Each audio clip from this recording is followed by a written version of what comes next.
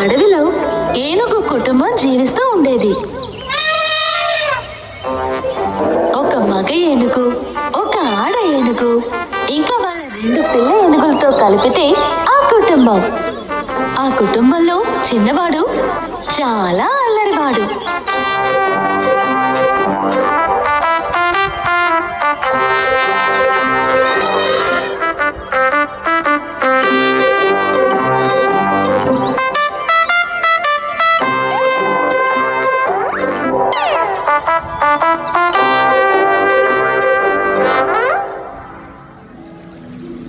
ఒకరోజు ఆ ఏనుగు కుటుంబం అడవిలో ఉండే నదికి స్నానానికి వచ్చింది.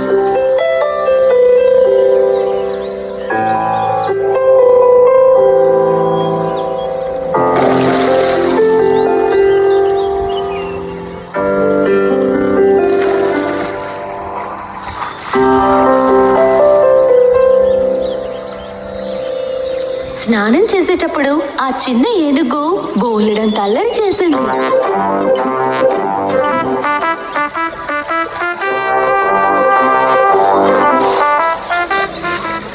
బాబు, నదిలో నీళ్ళు ఎక్కువగా ఉన్నాయి, జాగ్రత్త. అవునవును, కొన్ని రోజులుగా తన అల్లరి చాలా ఎక్కువైపోయింది. ఏ చిన్నోడా, జాగ్రత్తగా ఒక చోటు ఉండరా. ఆ సమయంలో నది ఒడ్డు నుండి ఒక చెట్టు మీద ఒక చిన్న పక్షి కూర్చునుంది. ఆ చిన్న ఏనుగు చేసే అల్లరినంతటిని ఆ చిన్న పక్షి చూస్తూనే ఉంది. చూడగా చూడగా మరింత ఆశ్చర్యానికి గురైంది.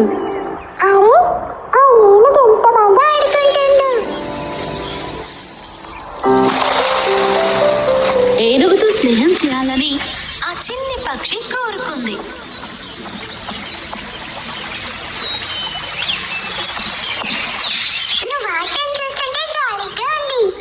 చాలా తెలివైన వాడివి, మన ఇద్దరం ఫ్రెండ్స్ గా ఉందామా?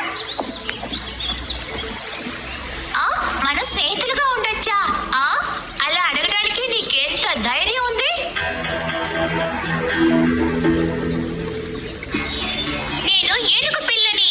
భూమి మీద నివసించే జంతువులన్నిటిలో చాలా పెద్ద జంతువుని నేనే.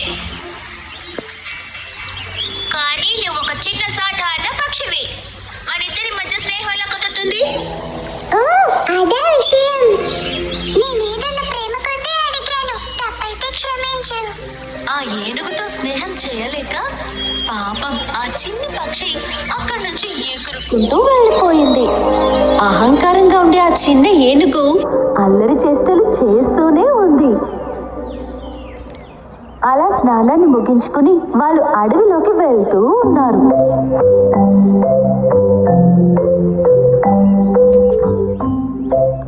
వెళ్లే దారిలో ఒక చెరుకు తోటని ఆ చిన్ని ఏనుగు చూసింది. అమ్మా నాన్నలకి తెలియకుండా మెల్లమెల్లగా తన చెరుకు తోట మధ్యలో దాక్కున్నాడు. ఇదేం తెలియక ఆ మిగతా 3 ఏనుగులు అక్కడి నుంచి వెళ్ళిపోయారు. కానీ వాళ్ళందరినీ భలే మోసం చేశానన్న ఉద్దేశంతో ఆ ఏనుగు చెరుకు తోటలో ఉన్న చెరుకుల్ని తీసుకుని తినడం మొదలుపెట్టింది. ఇది ఎంత తీయగా ఉందో, చాలా రుచిగా ఉంది. నేను ఇక్కడ రావడం మంచిదైపోయింది.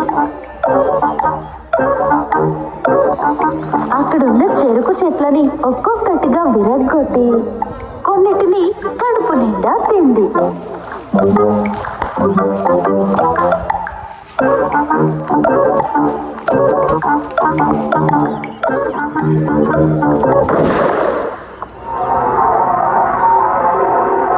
అయ్యో, వేటగాడు! అనుకోకుండా వేటగాడు రావటం వల్ల ఆ తోటలోంచి అది బయటికి వెళ్ళిపోయింది.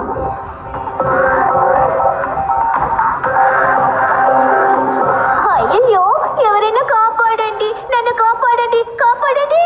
భయంతో బాగా ఏడవటం మొదలుపెట్టాడు. దారి తప్పి ఎక్కడికో వెళ్ళిన చిన్న ఏనుగు దారి తెలియక పరితపించాడు.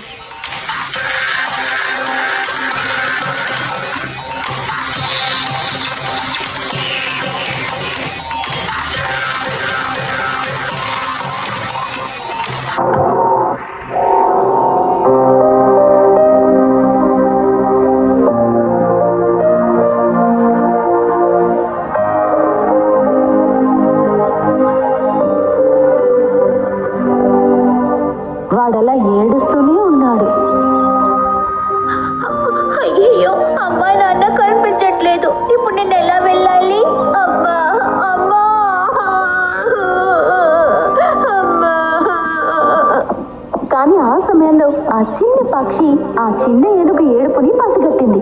ఎగురుకుంటూ తన దగ్గరికి వచ్చింది. అలా ఏడుస్తూ చెట్టు కింద కూర్చుని ఏనుగుని తను చూసింది.